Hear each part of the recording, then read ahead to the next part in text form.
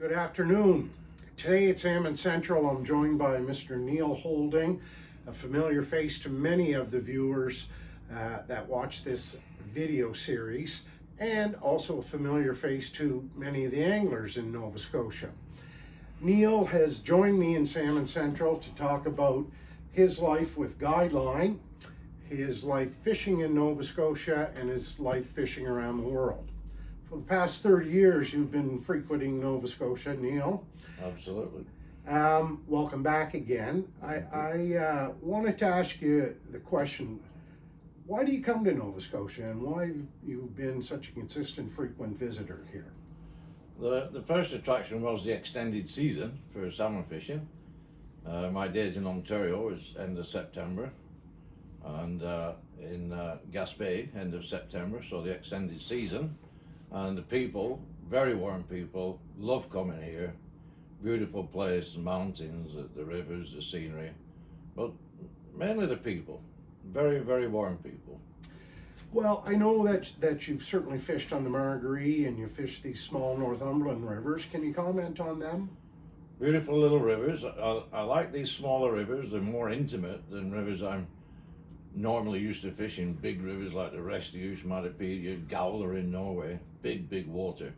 It's nice to come and fish smaller rivers with single-handed rods and little switch rods and just as many fish and big fish at times. And it's a nice change. It's a nice change. We sure have had a lot of fun over the years here. We have. Absolutely. Again, as I had mentioned in my preamble, Neil is a well-known certified fly casting instructor of international renown. He's certified by FFI in single hand and double hand fly casting. I think of you throughout the year, and I speak to you quite frequently, and I know that you have a lot of activities in the Gaspé where you live, and then also when you come to Nova Scotia with casting instructions. Can you tell the viewers a little bit about what your year looks like? Normally my year starts in April, depending on the winter. We put our boats in April, May, down on the Restigouche May.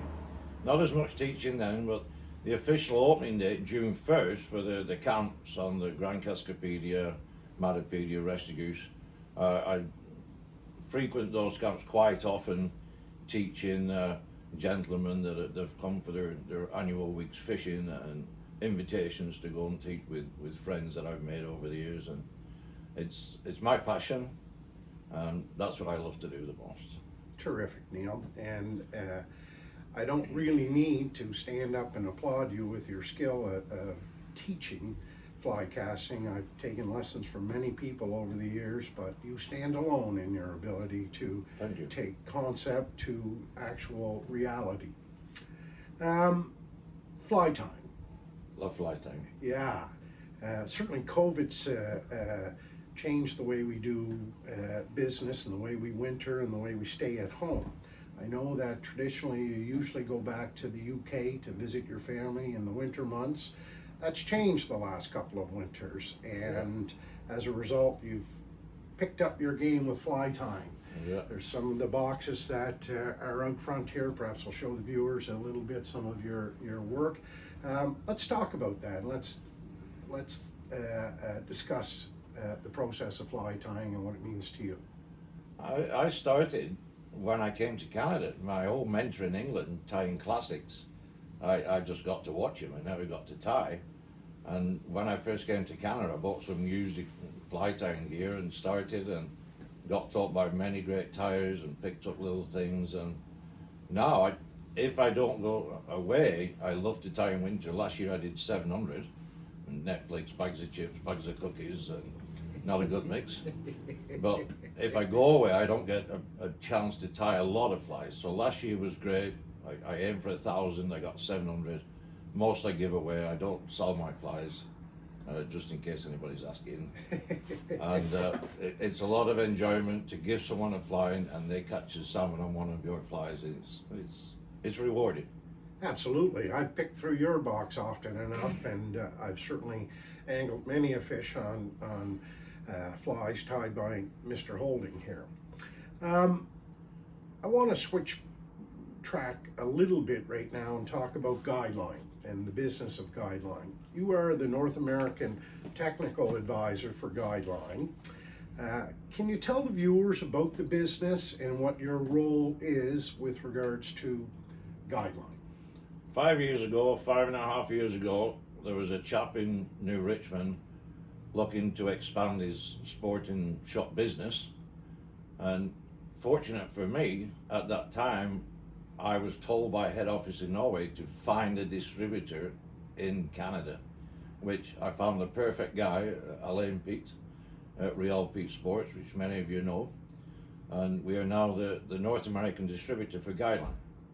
And my job is to visit retailers, give demos, demonstrate new products, promote wherever I travel, such as a Montreal, Sherbrooke Spey Forum, which is a fantastic event. If nobody's ever been, check that out. It's the best event in Canada, bar none.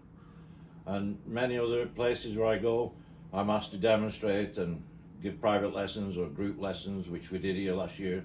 Because of COVID, we couldn't do the dinner dance, and it's fun. It's rewarding when I see somebody cast and they turn and give me a little smile. They've got it right. That's my reward.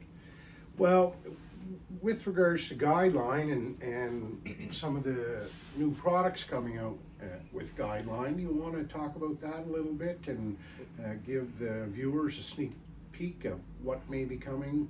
I know. There's two different rod models coming. A mid-range and a high-end rod. I haven't seen them yet. We have our 4D line system, which has been out to you, which is great. Boxes, all kinds of little boxes for your flies and tubes. Nothing new in reels, I'm told, but these boxes for cataloguing your flies, we're out of stock now. That's how I catalogue my flies wherever I go. But the lines, any questions about any of the lines of products, please contact me at your will, and I'll be happy to answer questions. Well, when I was up in the Gaspé staying with you this summer, it was an easy decision to get some of these boxes to help catalog my flies.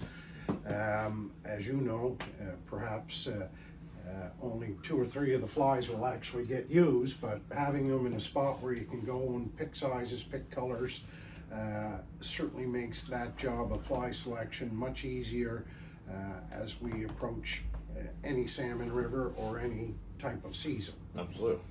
One of the things that I wanted to discuss with you as we close this interview up is you've certainly been lucky to fish all over Europe and Atlantic Canada. You fished in Norway and Scotland and England. How do the Canadian rivers size up with regards to experience and compared to your experience on the European rivers? They have big rivers and small rivers in Europe. Scotland were a great example. When Elaine and I, my boss, went to Norway 5 years ago to sign the contract, we were invited to go fishing for a week with the boys. And Elaine commented at one point, stopped by a river, "This reminds me of such a place in Quebec." And he did it again down the road, and I said, you know, it's the same all over the world. It's mountains and rivers, it's just the people that are different. But the European rivers, the ones I like, the Galra, it's a big river, compared to the Restigouche River here in Canada, and my favorites being Grand Cascapedia, Matapedia, and Gowler in Norway for sure. Well, Neil, I think on that note, we'll probably close this interview. I would like to tell the viewers that Neil will be in Nova Scotia for the remainder of October and into November. Should you be interested in some personal fly casting instruction, please contact me, Jerry Doucette at Salmon Central. My email address is salmondoucette@gmail.com, and I can connect you with Neil. I think he's writing out Ladies, men. whether it's ladies or men's groups that want to get together. We're setting up some of these fly casting forums, and Neil will be there for personal instruction. Benefit the ARA. To benefit the ARA. Thank you, Neil. Cheers to you, and thank you very much for joining me in Salmon Central. Thank you very much.